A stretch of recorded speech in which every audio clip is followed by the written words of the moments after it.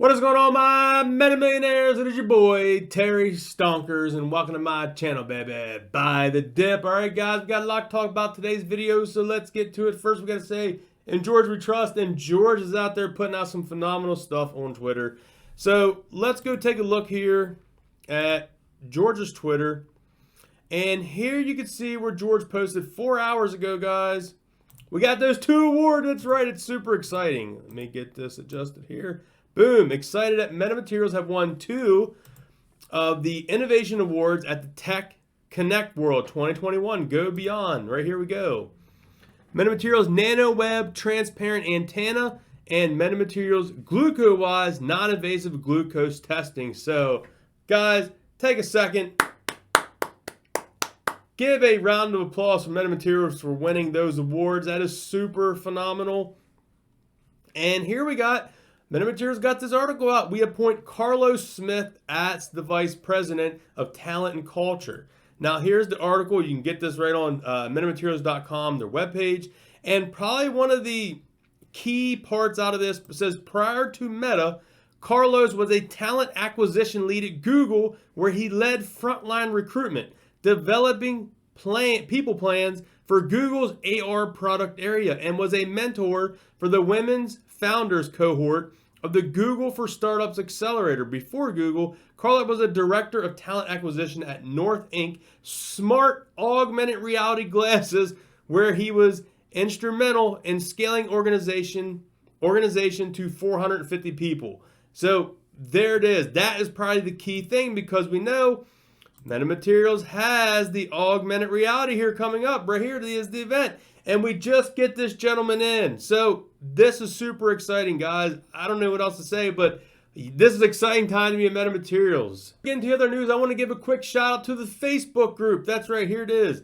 METATERRY Inc. Go find these guys here on Facebook, guys. Yes, I'm a part of the group. And I want to give a special shout out to, I think it's William right here. He is a moderator of the Facebook group. They do a good job of keeping out the spam. Now, it's hard to keep it all out, but they do a pretty good job of keeping up to date on it. And they do share us YouTubers' videos. They share Sterling's videos. They share my videos in here. I want to say thank you to William and the Facebook group of the METATERRY investors.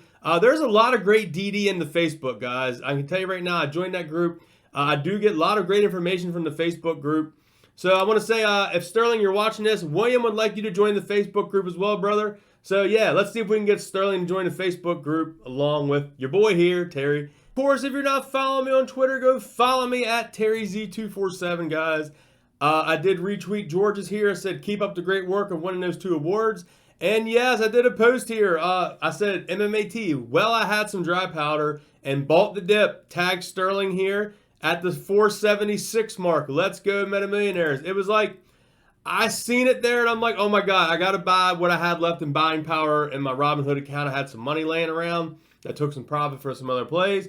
So I took that profit, put it into MMAT METATERRY, and boom, bought 90 shares at the 476. It's just like, why not? That's what this channel's about, man, buying the dip. So here on my Twitter, I shared this article out. Meta will be fine. Don't forget why we invested into MMAT. There's an article out here on Investor Place. Now, I know we take these articles with a grain of salt, but watch for METATERRY stock to move higher as the company quickly expands. Now, I want to say, David, thank you so much for putting out this positive article. It is a phenomenal article. I'm going to put this article as the pinned comment down below, because yes, you guys need to go in here and read this if you have not read this article. I just kind of want to touch base on the, here it says the bigger and better part, with a market capitalization of 1.36 billion. METATERRY isn't even a massive company. However, it's growing in other ways. We already cited METATERRY's expansive patent portfolio, for example, which up here it does say that we got, where was it at? Oh, no, I'm not going to be able to find it, guys. Here it is. Believe it or not, METATERRY has a total of 82 patents and 67 pending patent applications. So that is pretty phenomenal right there. Now, if we go down here and look, the financial growth is in the works as well. During the second quarter of 2021, METATERRY's total revenues increased 197% year over year. Furthermore, in the first half of the year, METATERRY's total revenue grew 88% year over year. And I don't think that that's being accepted right now. Here it talks about how we have acquired nanotech, which I don't think any of this is being priced into the point here, guys. Here we go. The bottom line, I just want to cover this.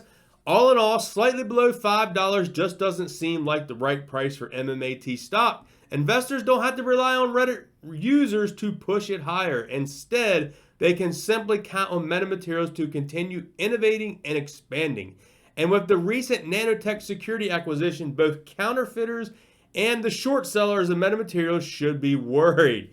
Man, that is phenomenal. Now, there's a lot of other great details in this article, but like I said, I'm going to put this down to pinned comments, and thank you, David, for putting out this phenomenal read on the investor place. It's about time we got something that's, you know, really a great article and not just trying to beat a stock down to the ground. As I'm going to run down the premium FinTel real quick, you can see the momentum still at 99.22, ranked number 334 out of over 40,000 stocks. Our ownership accumulation score is a 98.75. We're ranked 24 out of 22,500 stocks. And we're going to touch base here real quick on the short interest. And we get here to see our short squeeze score is a 77.49, ranked 270 out of over 5,400 stocks. You can see the shorts did take some of those shares today. They've been borrowing them and returning them, but they still took it down compared to yesterday. There's only 400,000 left. That was updated 14 minutes ago. Our fee is still kind of low to 4.15. And as you can see, updated here on the 19th, the FINRA dark pool total volume was 4.1 million. They shorted over 2 million.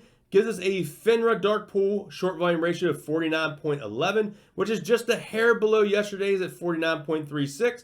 So we're probably going to be 53 something again here today. So even though we have moderate to low volume, they're still shorting the hell out of MetaMaterials stock. Base real quick here on JCS. The stock got hammered down over 14% today because this was the first day that us retail was allowed to sell out of the stock. I want to update you guys that I have not done anything. I have my shares, and if not, I have even more shares because I didn't realize I had the drip set up on my Robinhood account that it automatically takes your dividends and reinvests it into the stock. So I only had 100 shares of JCS. Now I have 166 shares and like a couple odd, random shares. Basically 167 shares, I believe it is. So it did buy them back in at the $5 range, which is nice, but now we're down to the 4. So I'm a slight bit of a bag holder on this JCS. But we're going to take a quick look here at the FinTel, and you can see here the short squeeze score is a 90.39. JCS is ranked number 15 out of 5,400 stocks.